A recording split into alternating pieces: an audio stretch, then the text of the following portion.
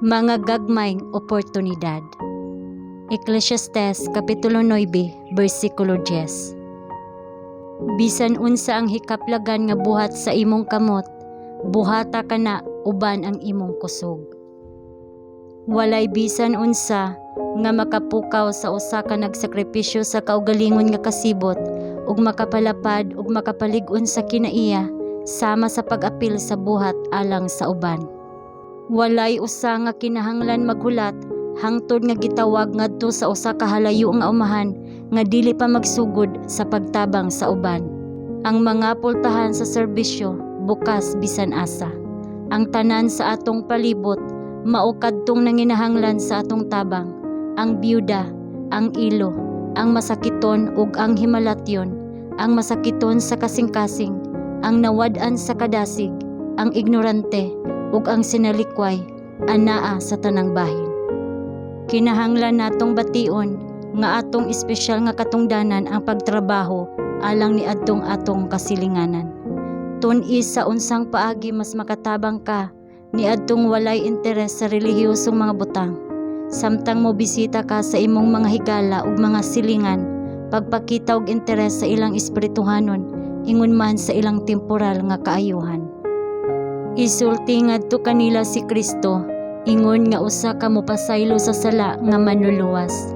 Dapita ang imong mga silingan sa imong balay, ug basaha uban kanila ang bililhong Biblia ug gikan sa mga libro nga nagpatin-aw sa kamatuoran niini. Dapita sila sa paghiusa uban kanimo sa awit ug pag-ampo.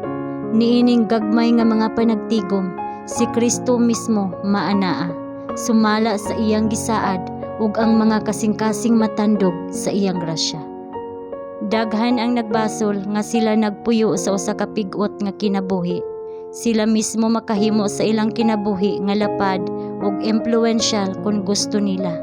Kadtong nahigugma kang Hesus sa kasing-kasing ug hunahuna ug kalag ug sa ilang silingan sama sa ilang kaugalingon, adunay halapad nga natad diin magamit ang ilang abilidad ug impluwensya. Ayaw itugot nga bisan kinsa nga malabyan sa gagmay nga mga oportunidad, mangita alang sa mas dako nga trabaho. Mahimo nimo nga malampuson ang gamay nga buluhaton apan mapakyas sa hingpit sa pagsulay sa mas dako nga trabaho ug mahulog sa pagkawala sa kadasig.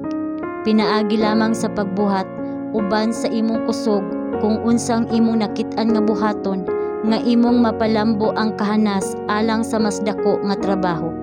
Pinaagi sa pagkawalay pagtagad sa inadlaw-adlaw nga mga kahigayunan, pinaagi sa pagpasagad sa gagmay nga mga butang nga anaa sa unahan nga daghan kaayo ang nahimong walay bunga ug nalaya. Sa mga natad diin ang mga kahimtang dili maayo ug makapaluya, nga daghan ang dili gustong moadto niini. Talagsaong mga kausaban ang nahimo sa mga paningkamot sa nagsakripisyo sa kaugalingon nga mga mamumuo.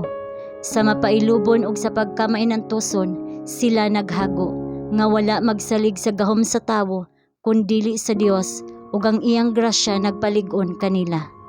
Ang gidaghanon sa maayo nga nahimo sa ingon, dili gayud mahibaluan niini nga kalibutan, apan ang bulahan nga mga resulta makita sa dako nga umalabot.